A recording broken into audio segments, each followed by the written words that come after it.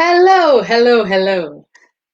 It's me, Reading with John. I'm Joan. I'm here again this lovely summer afternoon. Guess what? How was your weekend? For me, over the weekend, I had a lot of friends around, and every time we planned to go to the beach, it started drizzling. It was a nightmare. You know that, right? And so today I decided I can bring the beach to me. That's why we have a lovely beachy time today. But I don't want to get into all the dreamland. Let's go back to why we're here. Today, we're here to read. And before I start reading, I want to say thank you for all our viewers. Our Saturday broadcast was a blast. And we were talking about how we greet. And so today, we're going to continue our tale. And remember what we were reading last week? Does anybody remember? Does anybody remember the story we were reading last week? The Storyteller. So we are going to continue and finish the Storyteller today. So hang on there, tighten your belt, and let's keep going, reading on. The old man smiled again, and the boy's brass cup was filled with beautiful clear water. But what about the yard? The boy asked. Come back tomorrow. I shall tell you the story of the miraculous yard. So the boy drank his water and headed home. Not far away in the desert, the sandstorm gathered and grew and blocked out the sun. The boy came back the next day, eager to hear the rest of the story. The storyteller cleared his throat and his voice poured out. The next day, the old woman returned to the weaver's house to find her struggling with the yard. I don't know how to begin, the weaver said.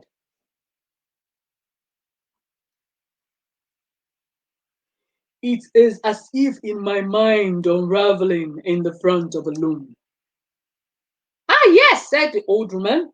You must first find hope for yourself before you weave it for others. Let me tell you the story of this miraculous yard. When I was young and beautiful, I was a princess. You were a princess? That's weird. You're not a princess. And I was to marry a prince. I did not love him. And so the night before the wedding, I escaped into the desert with only a camel and my life. I wandered across the doom for so long that I could no longer count the days. I taught myself until near death, until there appeared what I thought to be a mirage. Can you see the beautiful princess going down? She's really beautiful, right? I mean, just said no. there, there was a deep valley. There in a deep valley was a loom and an enormous pile of yard of every color. I collapsed in the sand and wept in despair. Yet, as I stared at the yard, I noticed a blue glitter, and I began to hope. I picked up the end of a sparkling yard you see before you and began to wave it into a carpet of shimmery blue. Within hours, I have won the finest carpet in the land. I laid it out under the center of the valley and fell asleep. When I woke up, the carpet has turned into a clear pool. I drank until I could take no more. Renewed, I sat in front of a loom and began to weave again. Clay red for a house to keep me safe from sand and wind. Emerald green for a group of palm trees to give me shade. Bright gold and copper for juicy dates to satisfy my hunger. I kept weaving until I had birthed an entire kingdom. Wow. Do you want to see the kingdom?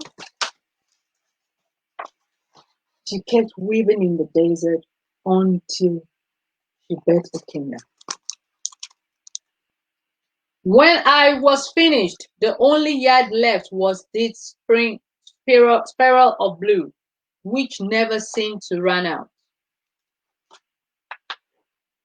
With tears in her eyes, the carpet weaver smiled at the old woman. She gathered the women of her family together, and in a fury, they began tying knots one by one. The yard came alive in their fingers, and soon a glorious bird awakened and emerged from the loom. It burst out of a door until a buoyant cry and disappeared into the sky. Wow, look at the bird. Wow. All from a piece of yard. That's interesting. It returned only moments later, carrying buckets of fresh, clear water, which poured into the well. Wow. So it was the bird that created the blue, sparkling water. Wow. Again and again, it flew until the well overflowed and the village was saved. The little girl thanked the old woman for her story. Then she crept out of a door to tell her mother, who had hatched a plan to steal the bird. Later the night, the woman stalked into the neighbor's courtyard. There she spies the most beautiful creature she's ever seen, glittered like Safina in the moonlight. She fell on her knees and wept. That was the lady and the bird weeping together. The family came out of the courtyard to find their neighbor on the floor. Good neighbor, why do you weep? Why are you in our house? In greed, I came to steal this bird. But once in its presence, I was filled with hope instead. Reflecting in feathers, I saw myself. The family brought her inside. They shared a hot pot of sweet tea with mint as they dried her eyes. No one ever stole the bird again, and the village never went without water. Have you ever seen any selfish person before? Are you selfish? Do you plan to take what belongs to others? I hope you don't, like this woman. With this, the old man finished and the boy's brass cup filled with water. Again, remember the last time the brass cup filled with water twice? And what did the boy do? He drank it all by himself. Let's see if he's not going to be selfish this time, this the third time, and see whether he's going to share it. The boy slipped from it. The boy sipped from it and poured the rest into the fountain. He did something different today. Let's see what happens. The story must have touched him. At that very moment, the sandstorm arrived at the gate to the city in the form of an enormous genie. Wow. His voice boomed across the trembling wall. I am the desert, and now that your fountain are gone. I shall destroy your city at sundown and make you part of a desert again. That is the sandstorm coming out, booming out.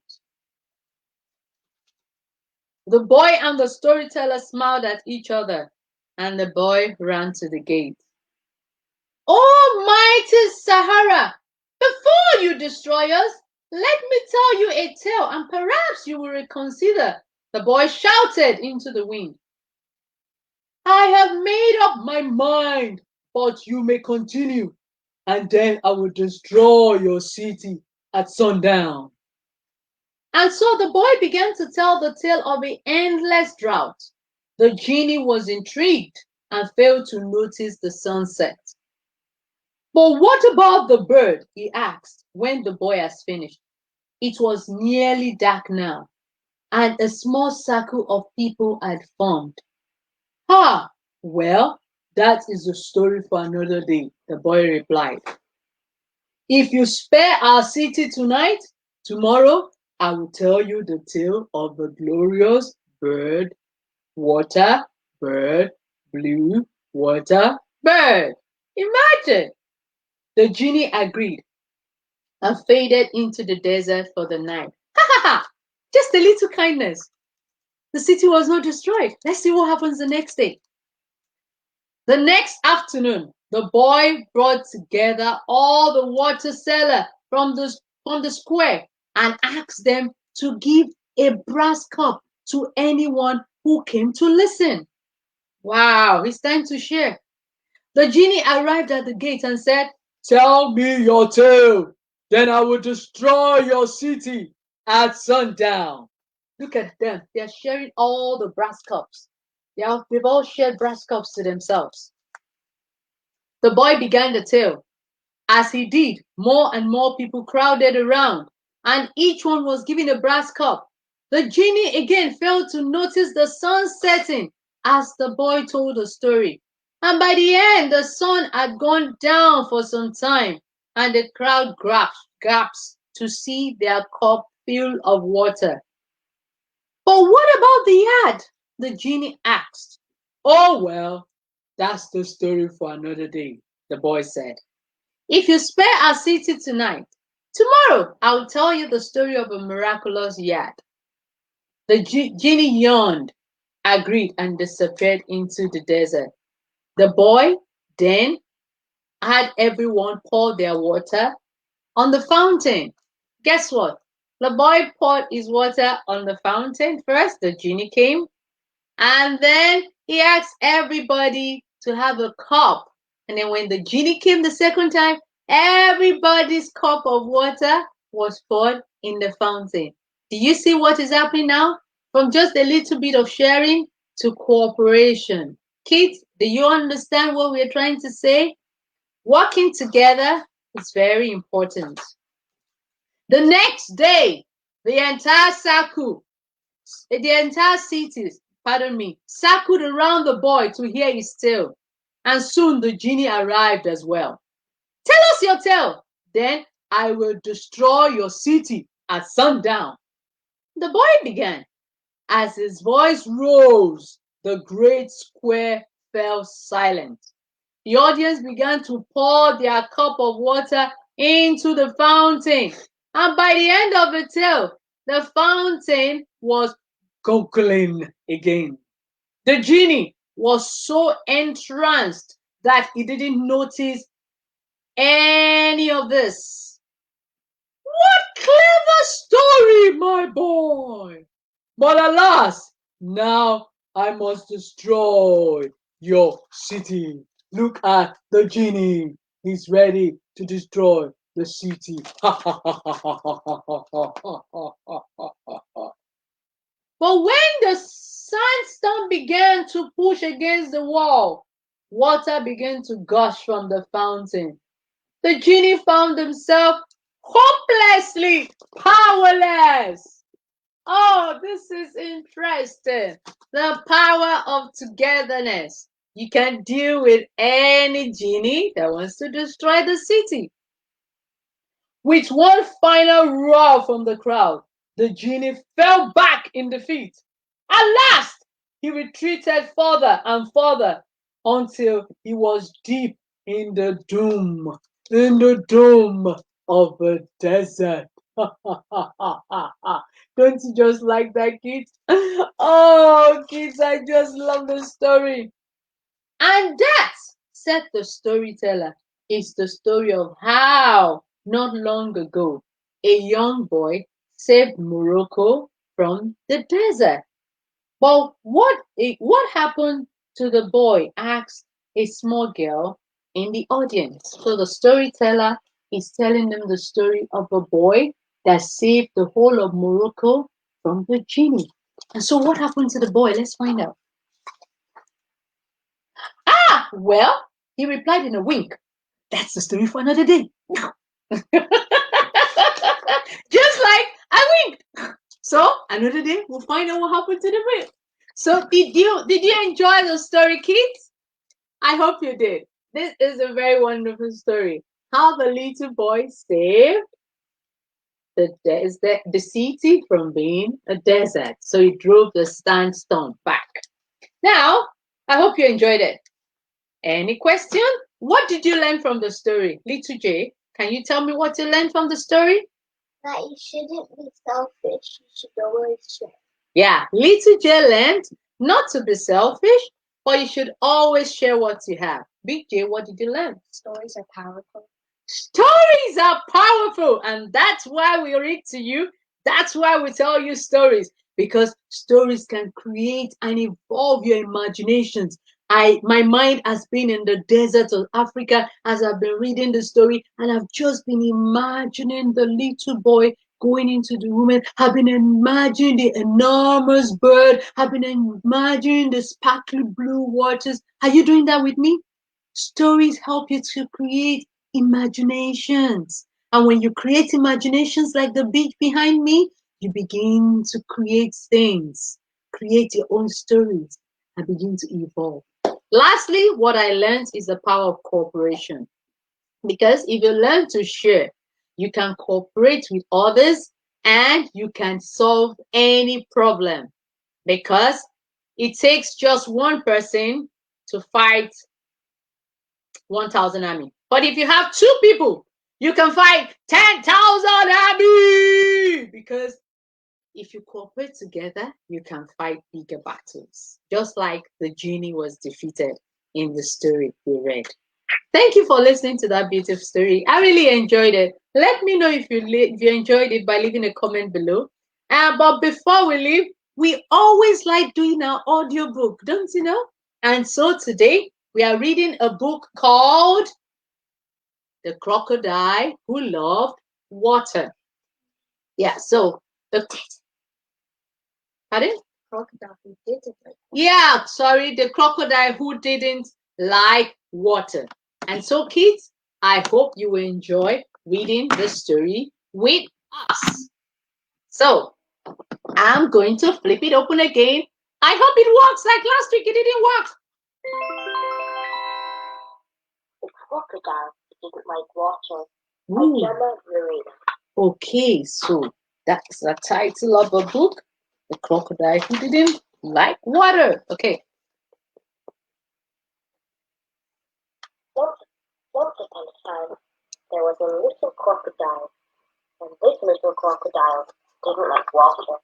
Oh, this little crocodile didn't like water at all. So what happened to him? He longed to play with his brothers and sisters, but they were far too busy with swim club, and this little crocodile didn't like swim club. Oh, he doesn't like anything, even swimming club. What he really liked was climbing trees, but nobody else did. He was lonely having nobody to play with. So the little crocodile made a decision. He had saved up his money from the tooth fairy, and he knew exactly what to buy with it. So what the crocodile likes doing is climbing trees. Have you ever seen a crocodile that likes climbing trees? Afternoon, he took his new rubber ring over to the water. Today he would play with his brothers and sisters. Ooh. He got himself a rubber book to play with. But he couldn't play ball or swim underwater, and although climbing the ladder was fun, he just didn't want to jump. Okay, He didn't want to jump, so let's see what happened to him. He didn't want to be alone, so he decided to try one last. He decided to try one last time. What did he do? He really wants to swim, but he just can't swim. He doesn't know why. 2, 2.5, 3. Splash. Did you see him? Help! He tried to jump. He made an effort. Oh dear. So what happened? This little crocodile definitely hates water. It was cold, it was wet, and it was embarrassing. But then something strange happened.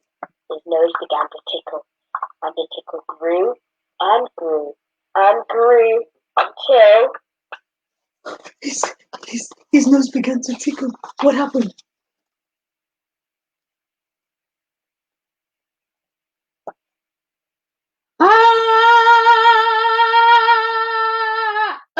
What happened? He did a chew. Okay. this little crocodile didn't like water because he wasn't a crocodile at all. Oh dear. It's not a crocodile. What is he? Oh no. Let's find out what is he. He was a dragon, and this little dragon wasn't born to swim. He was born to breathe fire. He wasn't a crocodile. He was a dragon. And he's supposed to breathe fire. Is this dragon supposed to breathe fire? Now we're all going to be burnt. Let's see. And he was born to fly. He was born to fly. Yeah. Good. You know, sometimes we want to be like, it's okay. Sometimes we want to be like others, and we want to just fit into what everybody's doing. Your friends can draw and you can't draw. You want to do everything to fit into what your friends are doing. Your friends can run and you can't run. You feel sad because you want to be into it. Why don't you be like a crocodile that couldn't swim or that hated water and find out what we are? Apparently, he was a dragon. He was never a crocodile. And his best thing was he was supposed to fly and not stay in water like the beach behind me. Kids, remember, you'll soon be going to school. Do not try and be what other people are. Be yourself. Love yourself. Trust yourself and be your best. By doing so, you will discover that you are not a crocodile, you are a dragon, and you have fire! And you can fly. I hope we learned something from this story. Did we? Yeah. What did you learn, Little J? That you shouldn't try other things even though you can't do them. You shouldn't try and be like others. You can try things, but don't try things because others are doing it. Okay? So you are unique by yourself and you try things because you like it, not because everybody is doing it. Okay? Big J, what did you learn? I learned that you should be yourself. You should be yourself. To find your talents, they might be very well hidden. Yeah. Find your talent, they might be hidden. That's a wisdom from Big J. Kids at home, find your talent, they might be hidden. You might be breathing out fires. And you might be flying. And yes, all you're thinking about is swimming. So, thank you for listening to us. On this note, we want to say thank you for coming to join us on Reading with Joan. We want to say bye-bye and we'll see you on Thursday on another broadcast.